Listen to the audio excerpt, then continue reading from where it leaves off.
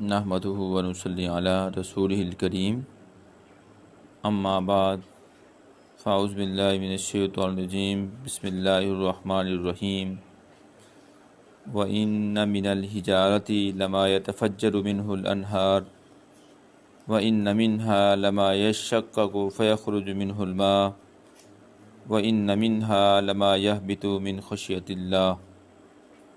صدق اللہ العلی العظیم وصدق رسولہ النبی الکریم الامین۔ ان اللہ وملائکتہ یصلون علی النبی یا ایھا الذین آمنوا صلوا علیہ وسلموا تسلیما۔ اللہم صل علی محمد وعلی آل محمد کما صلیت علی ابراہیم وعلی آل ابراہیم انک حمید مجید۔ اللہم بارک علی محمد وعلی آل محمد کما بارکت علی ابراہیم وعلی آل ابراہیم انک حمید مجید۔ اللہ رب العزت کی حمد و ثنا کے بعد درود سرور کونین، پیغمبر پیغمبراں، حامی بے کساں، شافی امت جناب احمد مجتبیٰ محمد مصطفیٰ صلی اللہ علیہ وسلم کی بارگاہ اقدس میں پیش کرنے کے بعد، سامعین عظیم محتشم، آج بات کریں گے خشیت الہی کی کہ جب حضرت بہلول کی ایک کم سن بچے سے ملاقات ہوئی تو اس نے جو الفاظ کہے وہ دلوں کو دہلا دینے والے ہیں۔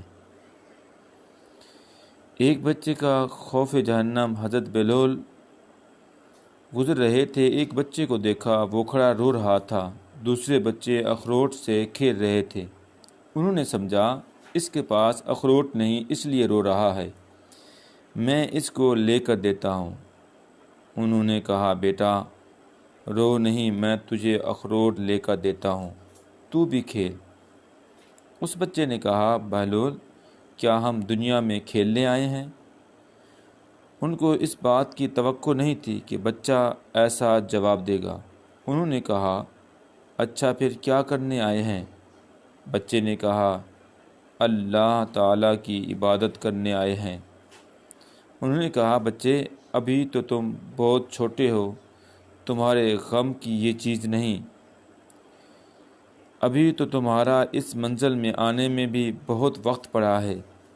تو اس نے کہا ارے بہلول مجھے دھوکہ نہ دے، میں نے اپنی ماں کو دیکھا ہے، وہ صبح جب آگ جلاتی ہے تو پہلے چھوٹی لکڑیوں سے جلاتی ہے اور پھر بعد میں بڑی لکڑیاں رکھتی ہے، اس لیے مجھے ڈر ہے کہیں دوزخ مجھ سے جلائی جائے اور میرے اوپر بڑوں کو نہ ڈالا جائے۔ یہ سن کر بہلول تو بے ہوش کر گر گئے۔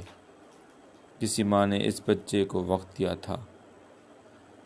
تو اللہ تعالیٰ سب لوگوں کو جہنم کی آگ سے بچائے اور ہمیں نیک عمل کرنے کی توفیق عطا فرمائے۔